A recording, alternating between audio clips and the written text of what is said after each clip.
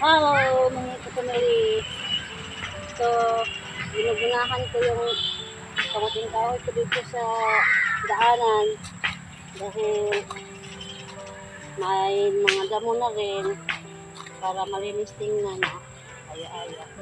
Dahil yung kangkong ko doon, no? Pinalitan ko.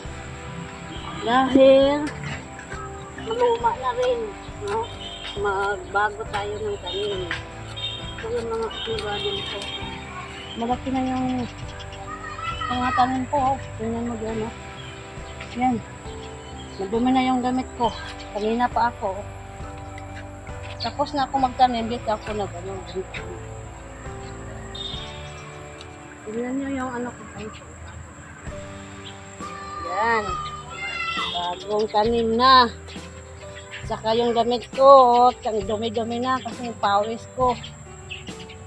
Nakakapagod pero masarap sa pakiramdam na marami kang tanim na aaliw ka na nawawala yung stress mo dito. Ito yung ano ko, yung talbos. Walang ano to laman, gulay lang, pang gulay. Pag walang ulam namin dito, oh. Yun. Ito rin sa kabila, tanim, mga kamuting kahoy, kapit bahay namin.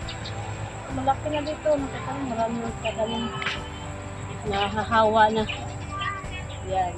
So, bukas, idiligan ko lang bukas, baka mamayang gabi o ulan, so libre na tayo. Hindi na tayo mahirapan. So, yung mga tao na mahilig sa tanim, yan o, paki-subscribe ng YouTube ko, paki-follow ng page ko. So, don't forget to share and like para naman dumami yung mga views natin, no? Makatulong tayo sa ibang mga tao na nangangailangan. Yun talaga ang hangarin namin mag-asawa na makatulong. So ngayon wala pa kaming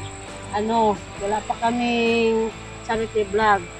So dito muna tayo sa garden natin, magtatanim kahit ano na lang, basta mapawisan. Ang importante ma-exercise tayo, mapawisan. Kaya mga nanay, so kung sa tingin nyo na wala kayong ginagawa, magtanim naman kayo kung meron kayong kunting lupa na mataniman para naman nakatulong tayo sa pamilya natin, no? Lalo na pag walang ulam. So dito na lang tayo kukuha ng maulam natin, gulay, yung importante, yung pinaka the best sa katawan natin.